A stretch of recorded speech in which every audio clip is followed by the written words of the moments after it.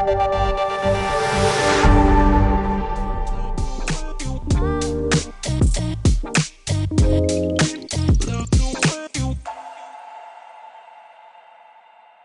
choix classiques de mise en place d'une chambre implantable ou d'un cathéter veineux implantable se font soit par une veine jugulaire, à droite ou à gauche, soit par une veine sous-clavière, à droite ou à gauche. Et il y a d'autres accès un petit peu moins fréquents, que peuvent être une veine brachiale par le bras, ou de temps en temps par une veine fémorale lorsqu'on ne peut pas faire autrement.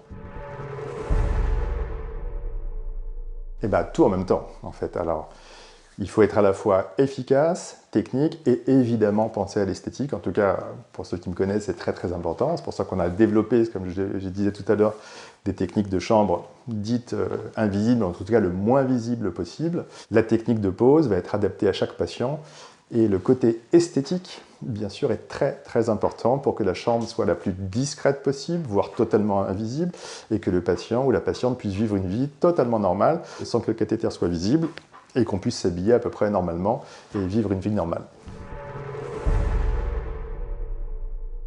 Les cathéters à chambre implantable se posent systématiquement dans un bloc opératoire qui est un environnement protégé, avec des critères de ventilation qui sont drastiques, donc qui vont permettre une pose dans des conditions de stérilité, de propreté au sens général. C'est un geste qui se fait la plupart du temps en ambulatoire, c'est-à-dire que les gens sont hospitalisés pour une petite demi-journée, donc ils vont passer entre 2 et 4 heures dans nos services.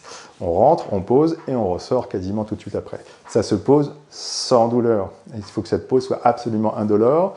Elle peut se faire sous anesthésie locale ou elle peut se faire dans un mixte à la fois d'anesthésie locale et d'une anesthésie générale.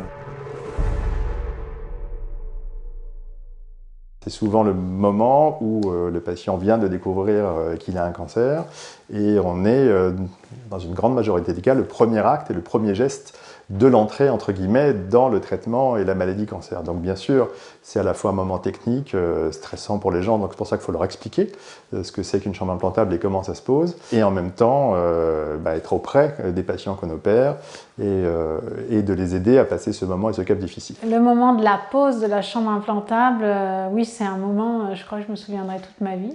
On comprend qu'on est vraiment malade, mais en même temps, c'est le moment où on se dit, c'est là où mon combat commence. Donc à partir de cette salle, mon combat commence. Et quelque part, on a hâte de commencer. Une fois qu'on a eu l'annonce, on a hâte de commencer. C'est l'entre-deux, on a juste envie d'y aller, pas qu'il se passe une journée de plus pour que la maladie se développe. Donc on est prêt à combattre. Oui, en effet, le produit passe par cette chambre, donc c'est vrai qu'on la surveille, qu'au début on la comprend pas bien, on la vit comme un corps étranger, puis après ça évolue.